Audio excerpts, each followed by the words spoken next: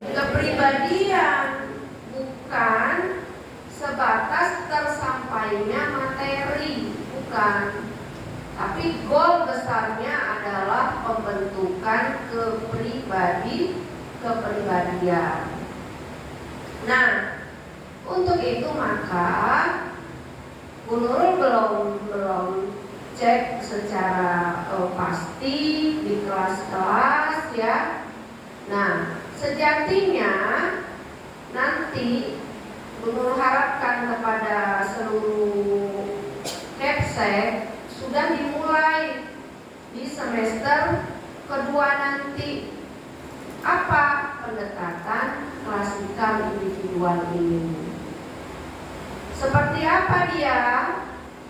Nah, nanti satu guru itu dia pegang satu kelas. Satu kelas dipegang oleh satu guru.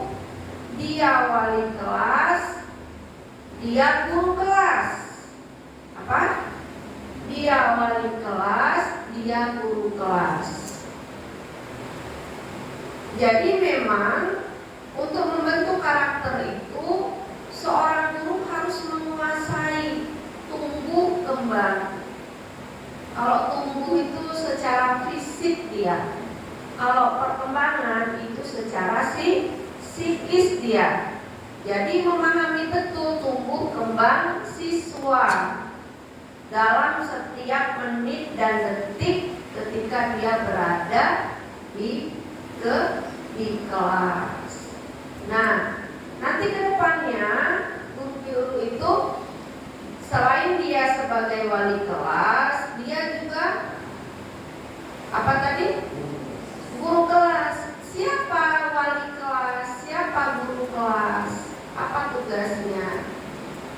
Kalau wali kelas, kalau wali kelas, dia terkait dengan administratif ke kelas sama sekolah. Terkait itu, terkait rapor, terkait nanti laporan ke wali murid, komunikasi ke wali murid, kan biasanya begitu, ya enggak? Penyelesaian kasus-kasus anak di kelas, gitu kan? Nah, sekarang diharapkan kalau memang memungkinkan, selama ini kan ada yang wali kelas tapi tidak guru kelas, ada nggak? MI udah gak ada lagi? Ada? Ada kata Pak Rosuddin. Di MTS juga ada. Ada dia guru kelas tapi bukan wali kelas. Ada wali kelas tapi nggak guru kelas. Karena apa? Ada wali kelas tapi tidak bisa jadi guru kelas karena nggak bisa standby. Ada guru kelas tidak bisa jadi wali kelas karena belum mumpuni untuk misi rapor, untuk komunikasi dengan orang tua. Nah, kedepannya diharapkan dengan adanya training ini ke depan, guru berharap muncullah sosok figur guru yang memang dia mumpuni sebagai wali kelas, dia juga guru kelas. Tadi guru udah perjelas siapa itu wali kelas, ya kan? Dia secara administratif ke kelas dan sekolah. Nah, kalau guru kelas dia memang mengasuh, membimbing, mengarahkan apa pola pikir dan pola sikap siswa sehari-hari, tiap detik, tiap menit, tiap jam. Itulah guru kelas. Dia pengganti orang tua para siswa yang berada di sekolah. Dia memperhatikan, guru kelas itu dia memperhatikan mulai dari anak-anak masuk ke kelas sampai dia pulang sekolah. mulai dari ujung kaki sampai ujung kepala. Mulai dari perkataan, perbuatan, ya, mimik muka, semuanya diperhatikan oleh guru kelas, dibina dan dibimbing sesuai dengan syariat, ya, dibina dan dibimbing sesuai dengan syariat. Nah, itulah guru kelas. Selain dia sebagai wali kelas, dia sebagai guru kelas, dia juga wajib mengajar. Karena apa? Dalam membentuk kepribadian tidak hanya pola sikap, ya enggak? Tidak hanya pola sikap dengan pembiasaan, tidak dengan contoh, tidak hanya dengan itu, tapi juga pembentukan pola pikir. Pola pikir itu dia butuh informasi awal, maklumat sabiqah, butuh ilmu. Makanya guru yang menjadi wali kelas dan guru kelas itu harus mengajar. Idealnya itu dia mengajar tahfizul Quran. Kenapa dia wali kelas dan guru kelas itu harus mengajar tahfizul Quran? Karena guru kelas itu dia membimbing siswa. Membimbing apa? Membimbing pemikirannya.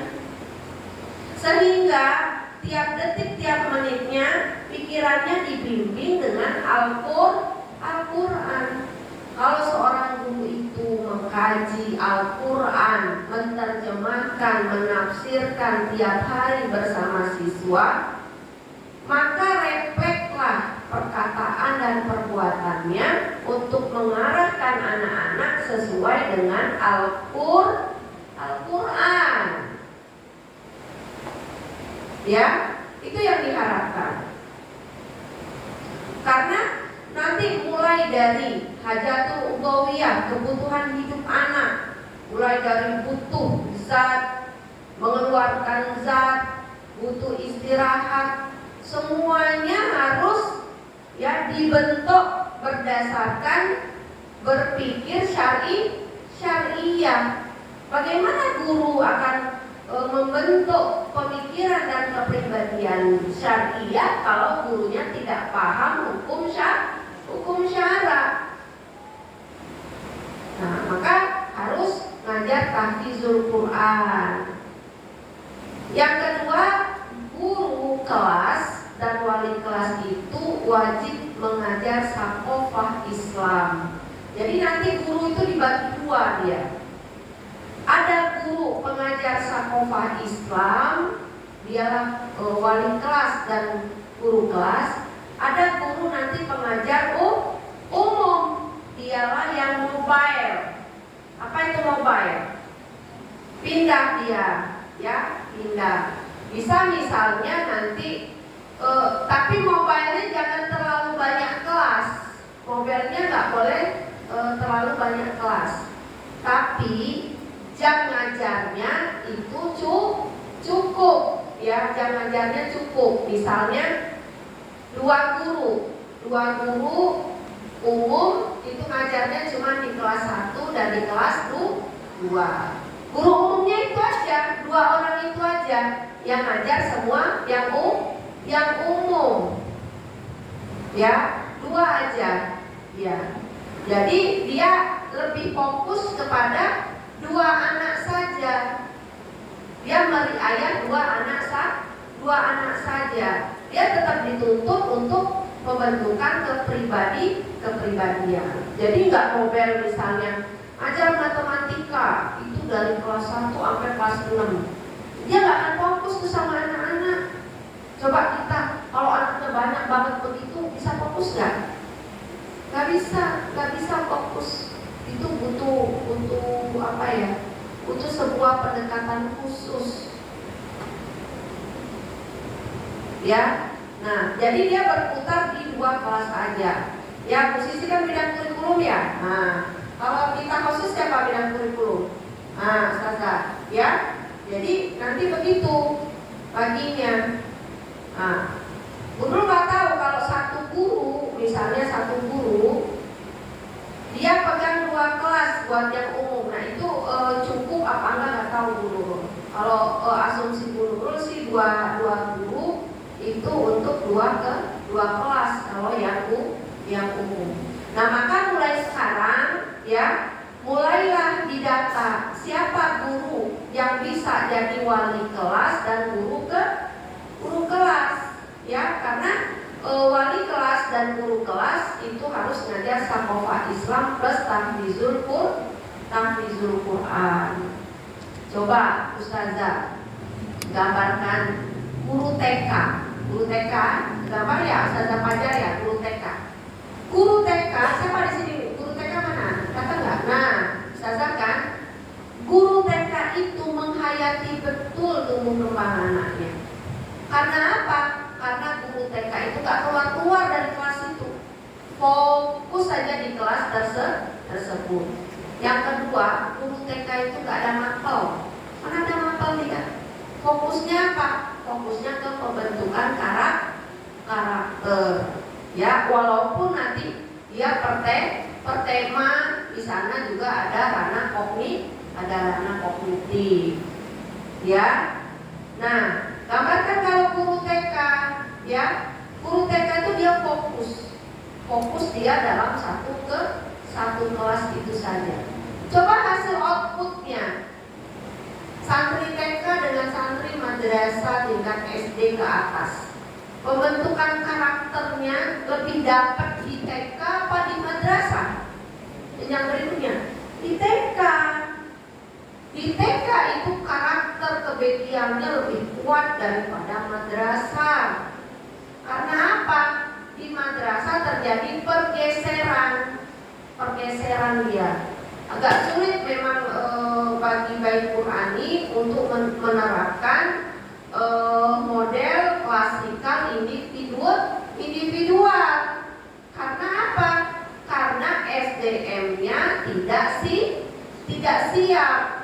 Karena ada satu masa SDM-nya sudah siap, sudah kita siapkan, ya nanti entah menikah, ya, entah nanti melahirkan, entah pindah jauh dibawa suami, resign dari Becky, ya enggak?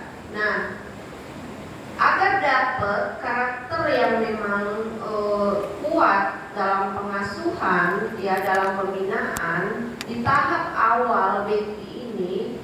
Sebelum para guru mengajar di madrasah ibtidaiyah, biasanya Bu Nurul magangkan dulu di TK. Nah, maka catat para bidang kurikulum dan para kemsek. Ya, setelah ini kalau ada guru baru yang mau masuk madrasah, wajib magang di RA Ciputat. Wajib magang dulu di sana.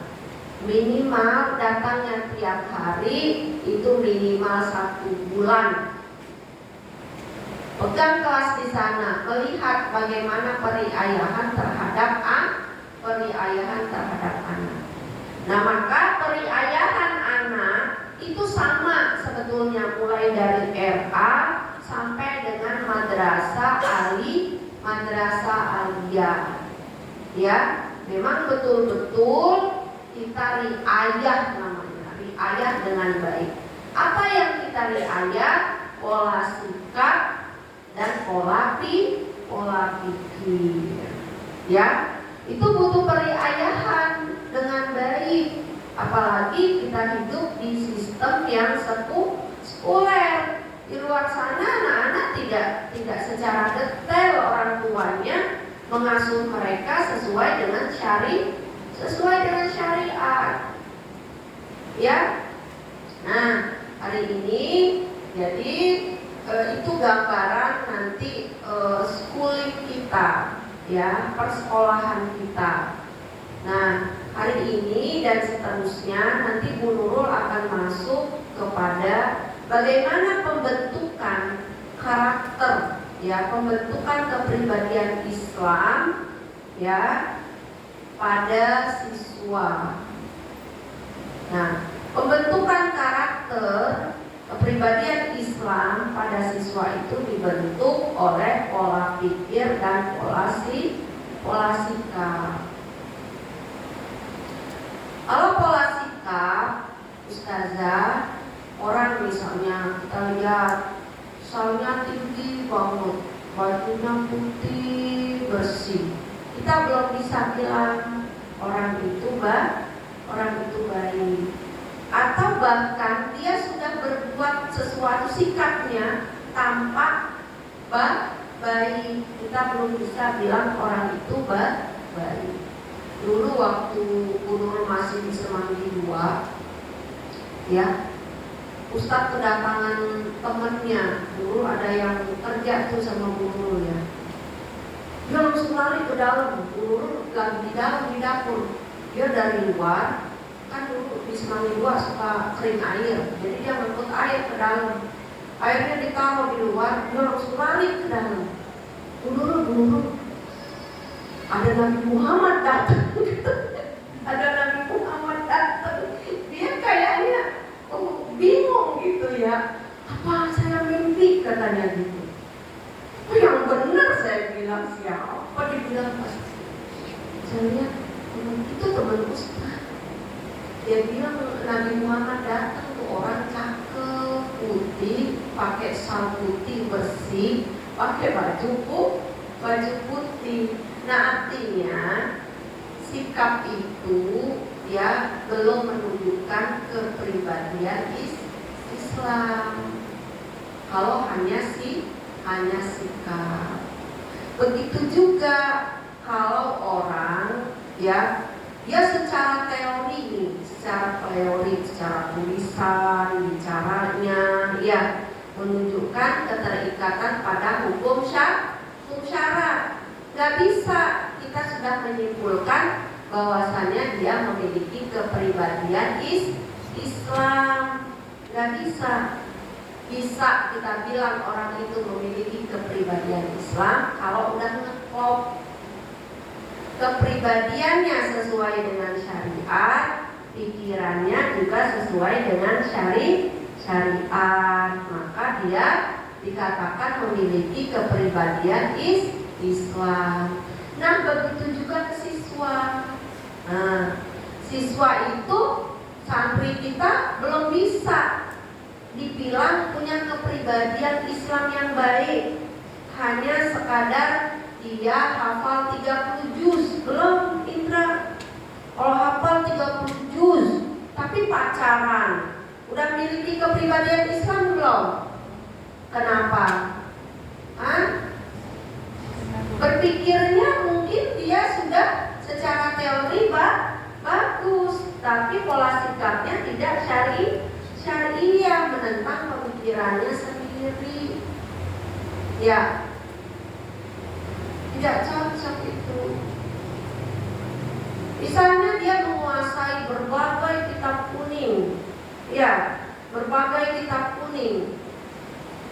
Orang itu sudah terikat dengan hukum syara, banyak kitab yang dia kuasai.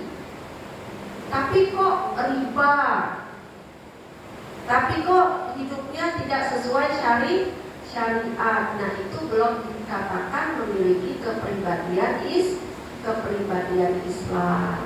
Nah, begitu juga siswa. Kita berarti jangan hanya mengejar transfer of knowledge, transfer ilmu pengetahuan saja, hanya ngajar, ya, materi mapel aja, karena itu tidak menjamin bisa terbentuk kepribadian Islam kalau pola sikapnya tidak sesuai dengan pemikirannya. Kita juga nggak bisa hanya membiasakan duha. Anak-anak kita biasakan duha, biasakan murojaah, biasakan apa, berkerudung, menutup aurat, ngomong yang baik, tapi pola pikirnya tidak dibangun. Sehingga apa? Dia hanya taat pada gurunya, dia hanya taat kepada santri sama kiainya. Ketika tidak di pondok lagi, ketika tidak ada bunyainya, tidak ada ustazahnya, tidak ada kiainya, dia sudah tinggalkan semua itu. Nah, makanya tugas dari ustazah adalah bagaimana bisa membentuk pola pikir dan pola sikap dalam waktu yang bersamaan. Nah, itulah nanti arah dari training kita, ya. Nah, hari ini Bu Nurul akan masuk ke pola sikap, ya. Sikap kita makan, minum, tidur, belajar, nah kayak sekarang ini kan. Nah, itu ada yang mendorong, ada yang mendorong, ya. Nah, dorongan itu dalam pola sikap, ya, dia ada dua. Apa dia? Kebutuhan hidup dan naluri. Nah, mungkin ya banyak ustazah sudah paham secara teori. Nanti Bu Nurul akan lebih memperdalam bagaimana implementasinya, prakteknya dalam pengajaran dan pembentukan karakter siswa dan guru. Apa tadi dorongan itu terbagi berapa? Terbagi dua. Yang pertama apa? Kebutuhan hidup dan naluri. Oke ya, kita masuk kebutuhan hidup. Kebutuhan hidup ini jenisnya ada 3. Ustazah harus hafal ini. Ustaz semua harus hafal. Karena apa? Karena nanti akan mendampingi anak-anak dalam keseharian, akan menghadapi ini semua. Ya, ulang lagi. Ya, pola sikap itu dia didorong oleh 2 hal, 2 dorongan. Dorongan apa aja? Kebutuhan hidup dan naluri. Dorongan kebutuhan hidup itu dia ada 3. Ya, nanti modul materinya nanti diperbanyak sama Bu Rotun ya, minggu depan dibagikan. Sebelum minggu depan sudah dibagikan ke unit masing-masing, ya. Kebutuhan hidup, dorongan kebutuhan hidup itu ada 3. Yang pertama itu adalah butuh zat. Apa? Butuh zat. Yang kedua mengeluarkan zat. Apa yang pertama? Butuh zat. Yang kedua apa? Mengeluarkan zat. Yang ketiga apa? Butuh kondisi. Ulangi lagi. Sesuatu yang mendorong sikap itu ada 2. Apa aja? Kebutuhan hidup, naluri. Bukan kebutuhan naluri. Kebutuhan hidup dan naluri. Kebutuhan hidup itu ada berapa? Ada 3. Apa aja? Butuh zat, mengeluarkan zat, membutuhkan kondisi. Yang pertama butuh zat. Tubuh kita ini ya butuh zat. Dari dalam tubuh kita memang butuh zat. Yang pertama butuh karbohidrat, yang sifatnya karbohidrat. Kalau tubuh kita butuh karbohidrat, maka muncul rasa apa? Lapar. Nah, itu dorongan lapar. Kalau kita lapar, mendorong nggak untuk bersikap? Mendorong nggak? Mendorong. Misalnya gini, kita kelangkah ke dapur ngapain? Kalau lapar kan melangkah ke dapur. Nah, jadi sikap kita melangkah ke dapur itu didorong oleh apa? Rasa lapar. Terus sikap kita ngambil piring, ngambil sendok, ngambil nasi, sikapkan itu, nah didorong sama apa tadi? Apa? Lapar, butuh zat. Kalau butuh mineral, apa ada rasa apa butuh mineral? Haus, haus. Haus itu dia mendorong kita untuk ambil cangkir, ambil air di air minum, itu butuh zat, ya. Butuh apa lagi? Vitamin. Kalau butuh vitamin kita kan lemes, ya nggak? Lemes kita. Nah itu dorongan kita untuk melakukan sesuatu. Nah, ngambil apa yang dibutuhkan oleh tubuh. Itu butuh dia. Pasti kita bersikap. Itu pola sikap. Ini ibaratnya kita lagi nggambarin, ya. Mengapa kita pergi ke dapur? Nah ini peruntukan mengapanya. Paham Ustazah? Nah jadi kita perhatikan tuh tiap anak. Kalau dia bergerak, pasti dia punya dorongan. Dorongan apa? Entah naluri, entah hajatul udawiyah atau kebutuhan hidup. Setiap anak melakukan sikap, maka kita berpikir ada dua kemungkinan dorongannya, naluri atau kebutuhan hidup. Kalau kebutuhan hidup berarti kemungkinannya ada 3. Butuh zat, keluar zat, atau butuh kondisi. Nah, misalnya mau butuh buang-buang, mules. Kalau mules, apa Ustazah bilang hamam, iya nggak? Sikap mau ke kamar mandi karena didorong apa tadi? Mau buang zat. Kebelet, apa Ustazah bilang hamam.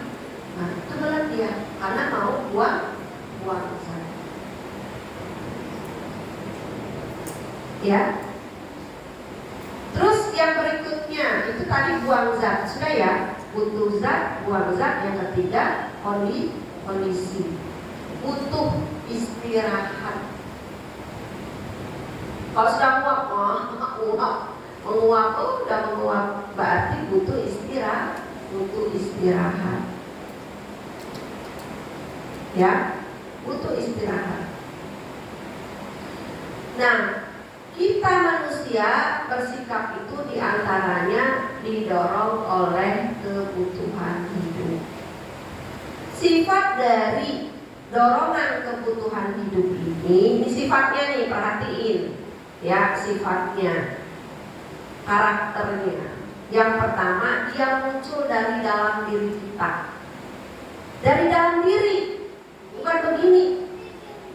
Anda lihat muka kamu jadi mulus, enggak betul itu. Orang mulus karena apa?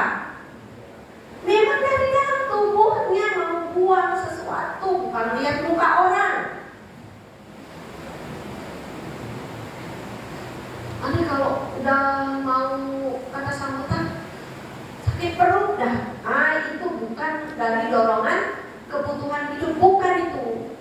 Kalau nervous itu bukan dari kebutuhan hidup, bukan.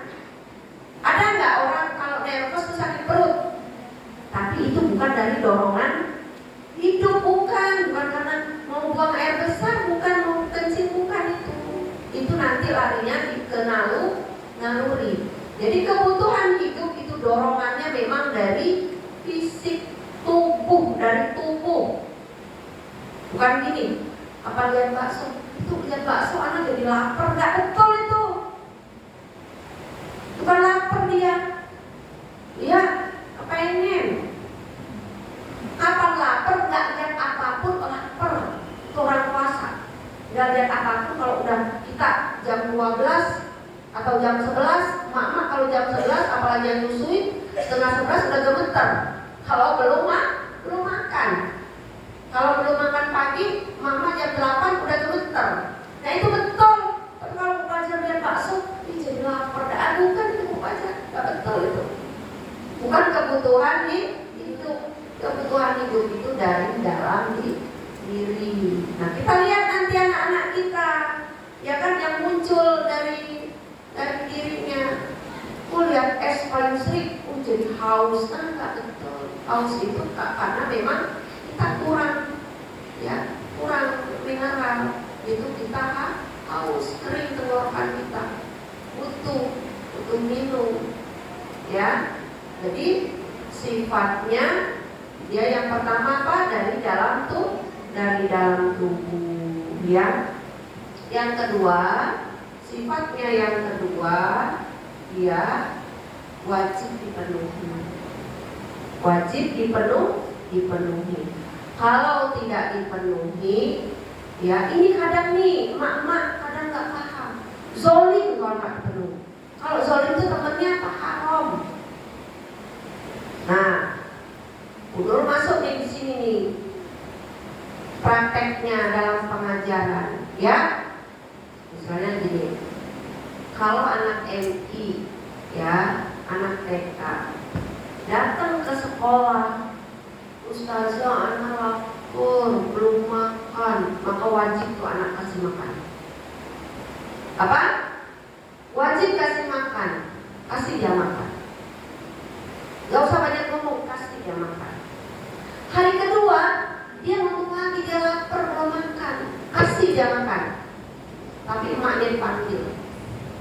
Itu pelanggaran hak anak secara syariat gitu. Gak ngasih makan pagi, zolim, gak boleh.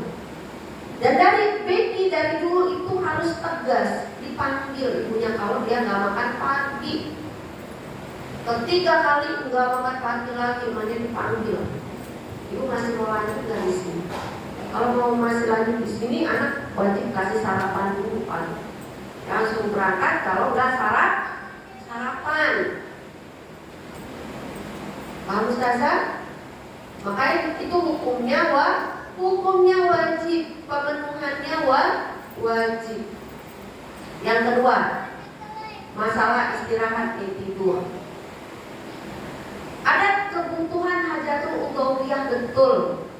Ketika anak itu playgroup, perhatikan yang pegang playgroup, bukan MTS ya Ustaz Said. Misalnya gini, anak-anak belajar tidur, atau dulu wajib tidurnya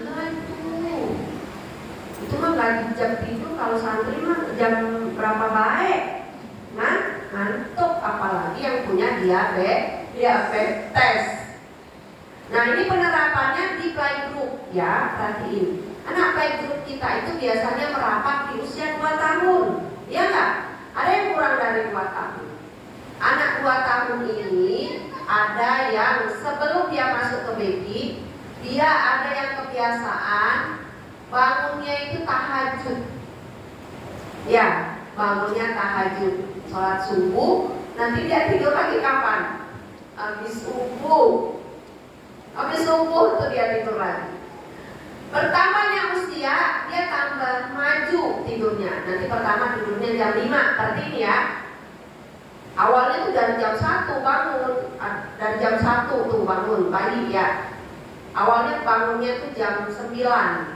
Nanti dia naik jam 10, nanti jam 11, ntar jam 12, ntar jam 1, ntar jam 2, ntar jam 3, ntar jam 4, ntar jam 5, ntar jam 6, gitu terus dia.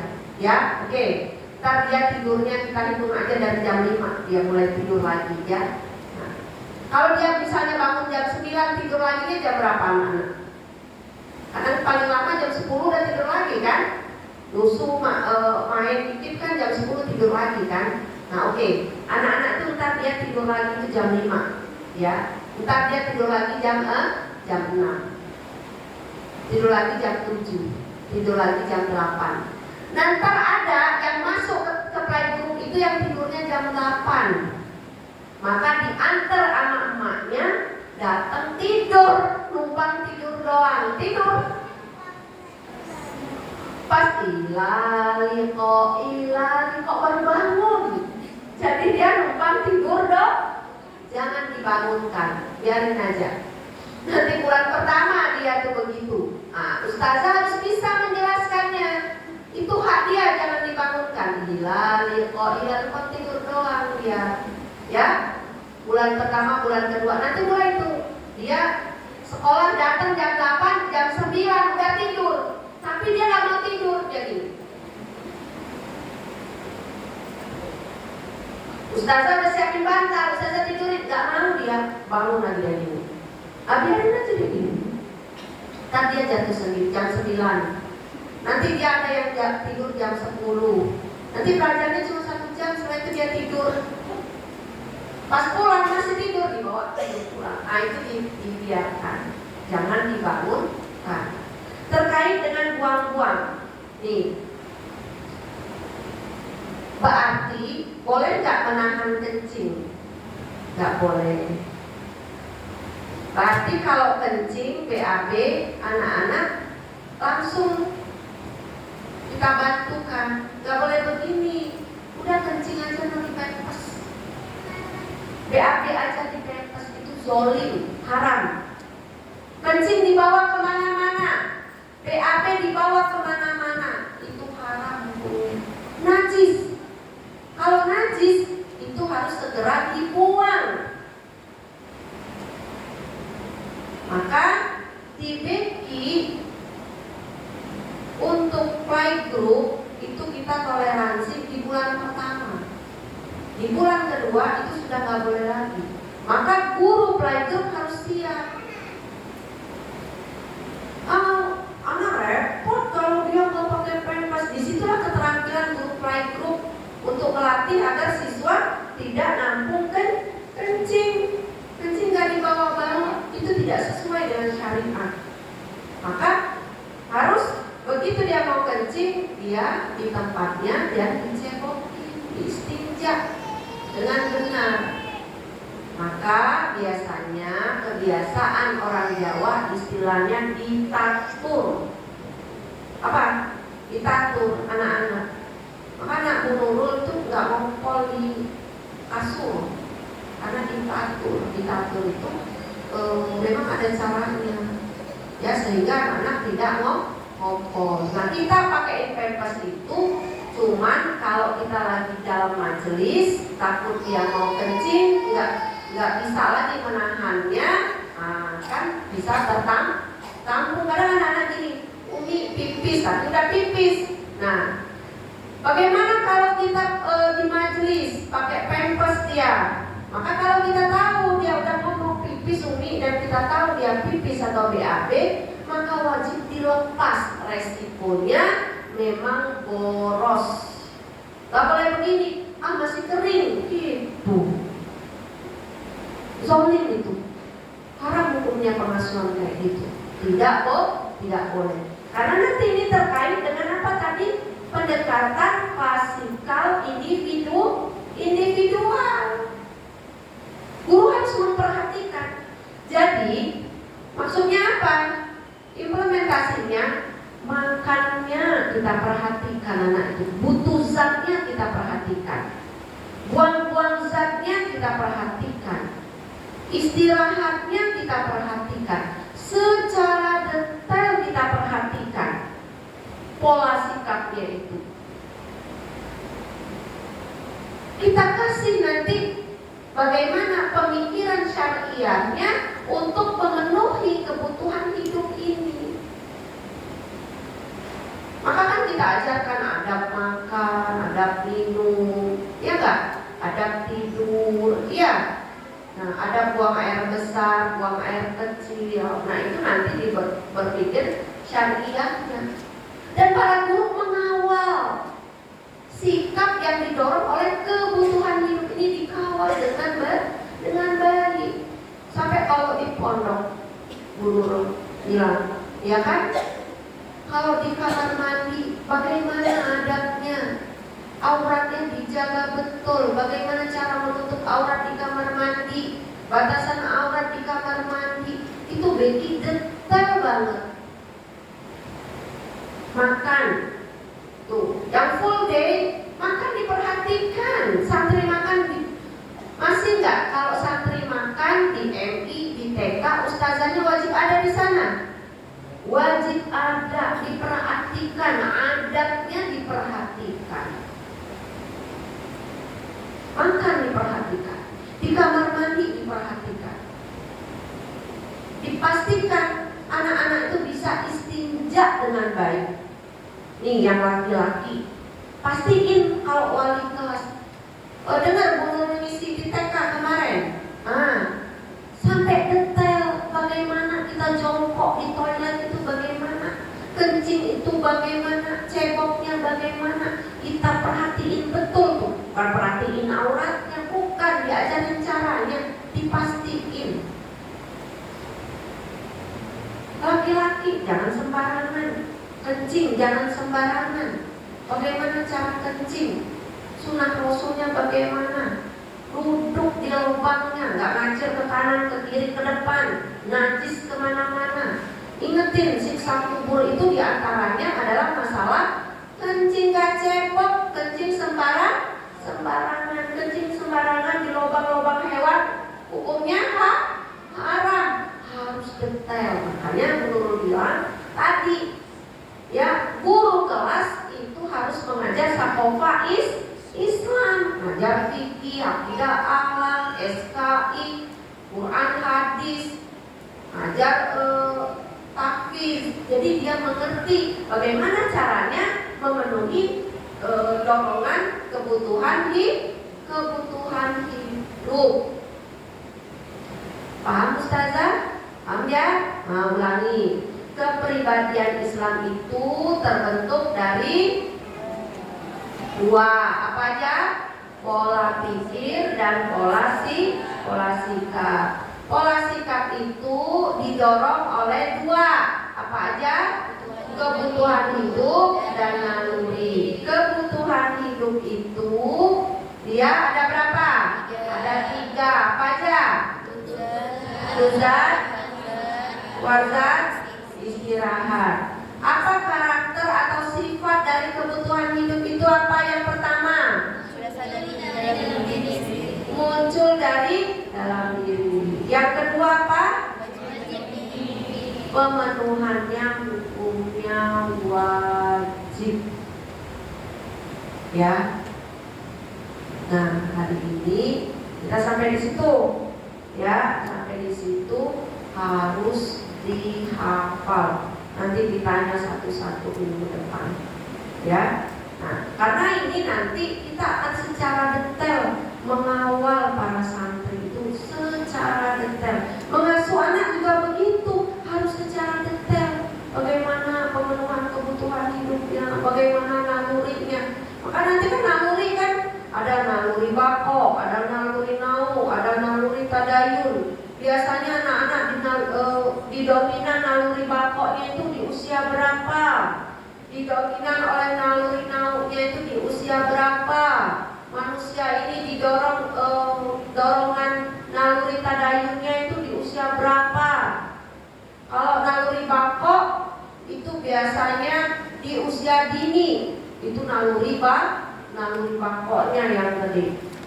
Tapi kalau dia sudah mau masuk balik, dia mulai muncul apa? Naluri nau dan naluri bako. Kalau balik pertengahan, bakonya udah mulai stabil.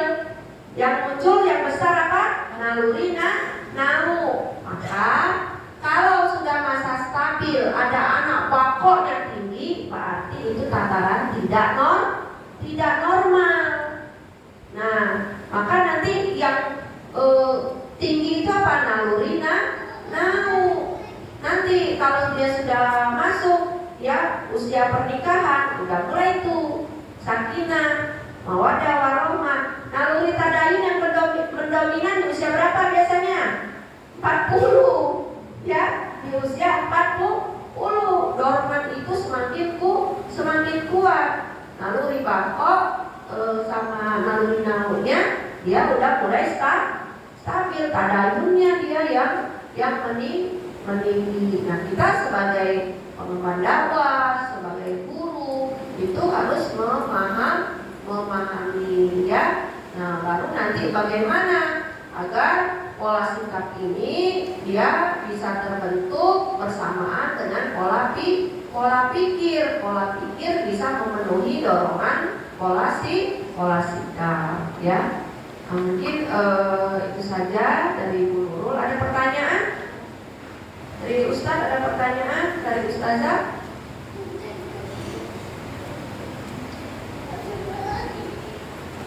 Wajib paham ya, kalau nggak paham tanya, karena nanti masing-masing ini akan ada tugas, ya.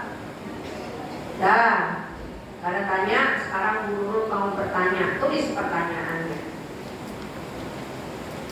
Kalau memang sudah paham, buatkan masing-masing ya 5 contoh dorongan kebutuhan hidup. 5 contoh butuh zat, 5 contoh membuang zat, 5 contoh kondisi.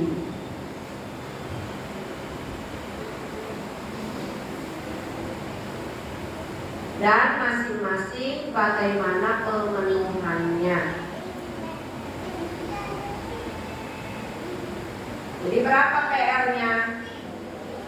15. Bukan 15, 30. Iya kan? Ya kan? Nah, 30.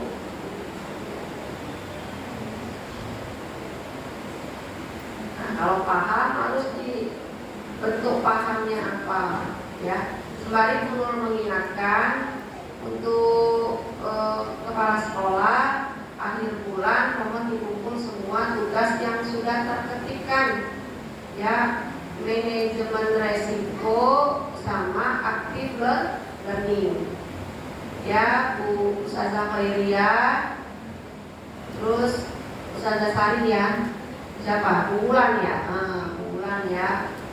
Itu ini udah mau akhir, berarti training kita minggu depan. Sama nanti kudu tunggu info kita training di liburan 3 hari itu kapan. Nah, yang turun nanti kita training terakhirnya, ya, Bu Rotun training terakhirnya nanti kita tag di situ itu kolam renang itu. Jadi nanti kita mau sekalian ada outbound, ya, bikin outbound buat guru. Outboundnya itu dari active learning. Jadi dari active learning outboundnya. Ini saja dari guru. Terus luruskan niat Ustazah, ikhlas karena Allah. Jalan kita sudah betul, jalan kita sudah benar.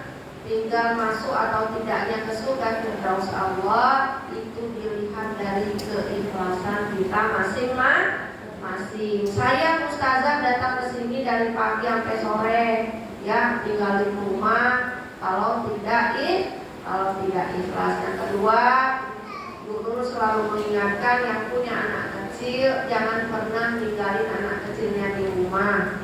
Bawalah perbaiki, bersamailah anak-anak. Hukumnya zalim Ustazah ngajar anak orang lain, tapi anak sendiri itu ditelantarkan.